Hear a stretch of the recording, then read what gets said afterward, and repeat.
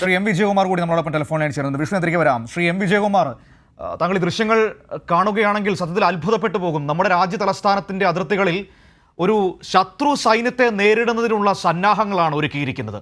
മുള്ളുവേലികളും ആണി നിറച്ച പലകകളും ബാരിക്കേഡുകളും കണ്ടെയ്നറുകളിൽ മണ്ണ് നിറച്ചൊക്കെ ഇട്ടിരിക്കുകയാണ് കർഷകരെ ദില്ലിയിലേക്ക് കടക്കാതിരിക്കാൻ. നമുക്ക് അന്നം തരുന്ന മനുഷ്യരോട് നമ്മുടെ രാജ്യത്തിന്റെ സമീപനമാണ് നമുക്ക് കാണാൻ കഴിയുന്നത്. കേന്ദ്രം ഭരിക്കുന്ന മോദി സർക്കാർ ഇന്ത്യയിലെ കർഷകരോട് ഒരു യുദ്ധം തന്നെ പ്രഖ്യാപിച്ചിരിക്കുകയാണ്.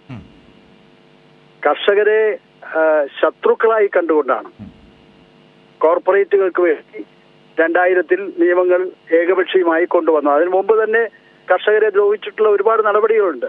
ഭൂമി ഏറ്റെടുക്കൽ നിയമങ്ങള് പല വിഷയ പോരാട്ടത്തിലായിരുന്നു. പക്ഷേ 2000 കൂടിയാണ് കോർപ്പറേറ്റുകൾക്ക് വേണ്ടി ഈ കാർഷിക മേഖലയെ കമ്പോളവൽക്കരിക്കാൻ വേണ്ടിയിട്ടുള്ള നയത്തിന്റെ ഭാഗമായിട്ടാണ് നിയമങ്ങൾ കൊണ്ടുവന്നത്. അതിനെതിരെയാണ് 2000 പോരാട്ടം. 2000 പോരാട്ടമാണ് ലോക ചരിത്രത്തിൽ വെച്ച് ഏറ്റവും വലിയ പോരാട്ടം.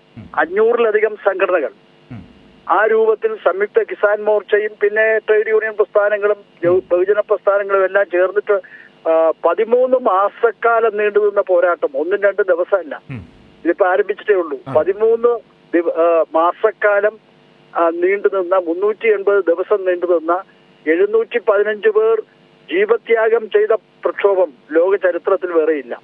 ആ പ്രക്ഷോഭത്തിന് മുമ്പിൽ അവസാനം മുട്ടുകുത്തിയത് വസ്തുതയാണ്. മുട്ടുകുത്തിയതും രാഷ്ട്രീയമായ കാര്യങ്ങൾ വെച്ചുകൊണ്ടാണ്. അന്ന് നടന്ന തെരഞ്ഞെടുപ്പുകളിലൊക്കെ പരാജയപ്പെട്ടു, പിന്നെ വീണ്ടും തെരഞ്ഞെടുപ്പിൽ പരാജയപ്പെടും എന്നൊക്കെ കണ്ടുകൊണ്ടാണ് അന്ന് നാടകീയമായിട്ട് പ്രധാനമന്ത്രി 13 മാസക്കാലത്തെ സമരത്തിൽ ഒരു ചർച്ചയ്ക്ക് പോലും തയ്യാറായില്ല എന്നത് നിഷേധാത്മകമായ നിലപാടാണ്. ഇപ്പൊ കർഷകർക്ക് വേണ്ടി പലതും പറയുന്നുണ്ടല്ലോ.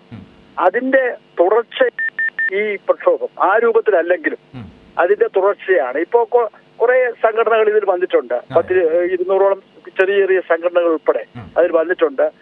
അന്ന് അടിച്ചമർത്താൻ ശ്രമിച്ചത് നമ്മൾ കണ്ടതല്ലേ. അടിച്ചമർത്താൻ വേണ്ടിയിട്ട് എല്ലാ രൂപത്തിലും 13 മാസക്കാലം അവസാനം ആ സമരത്തെ ചോരയിൽ മുക്കിക്കൊല്ലാൻ തന്നെയാണ്. അതാണ് ലഖിംപൂർ ഖേരി എന്ന് പറയുന്നത്. സ്വതന്ത്ര ഇന്ത്യയിലെ ഒരു ജാലിയൻ വാല ബാഗ് ആയിരുന്നു ലഖിംപൂർ ഖേരി. അവിടെ സമാധാനപരമായിട്ടുള്ള ജനക്കൂട്ടത്തിന് നേരെ, കർഷകരുടെ ഇതിന് നേരെയാണ് വാഹനം ഓടിച്ചു കയറ്റിയത്. അവിടെ ജാലിയൻ വാല ബാഗിൽ ഇതാണല്ലോ, സമാധാനപരമായി കൂടിയിരുന്നവരെ നേരെയാണല്ലോ അവിടെ നിറതൂക്കൊഴിച്ചത് ബ്രിട്ടീഷ്. ആ രൂപത്തിൽ അതിനെ അടിച്ചമർത്തി തകർക്കാൻ ശ്രമിച്ചിട്ടും തകർന്നില്ല എന്നുള്ളതാണ്. കാരണം അതിന് കർഷകരുടെ മുഴുവൻ പിന്തുണയുണ്ട്, അവരുടെ ഐക്യമുണ്ട്, തൊഴിലാളികളുടെ ഉണ്ട്, ജനങ്ങളുടെ ആകെ ഉണ്ട്. ഇതിൽ രാഷ്ട്രീയം ഇല്ല എന്ന് വേണമെങ്കിൽ തന്നെ പറയാം. രാഷ്ട്രീയ പാർട്ടികളുടെ പിന്തുണയുണ്ട് എങ്കിലും ഇതിൽ രാഷ്ട്രീയത്തിന് അതീതമായിട്ടല്ല. അതാണ് ഇന്നും ആവർത്തിക്കുന്നത്. അതിനു മുമ്പിൽ ഈ രൂപത്തിലുള്ള നടപടികൾ ഈ അനുഭവങ്ങളിൽ നിന്നാണല്ലോ ഓരോരുത്തരും പാഠം പഠിക്കുന്നത്. അനുഭവങ്ങളിൽ നിന്ന് പാഠം പഠിക്കാത്ത മോദി സർക്കാർ വലിയ വില കൊടുക്കേണ്ടി വരും. യാതൊരു സംശയവും അക്കാര്യത്തിൽ വേണ്ട. തീർച്ചയായും വളരെ നന്ദി ശ്രീ എം വിജയകുമാർ പ്രതികരിച്ചു.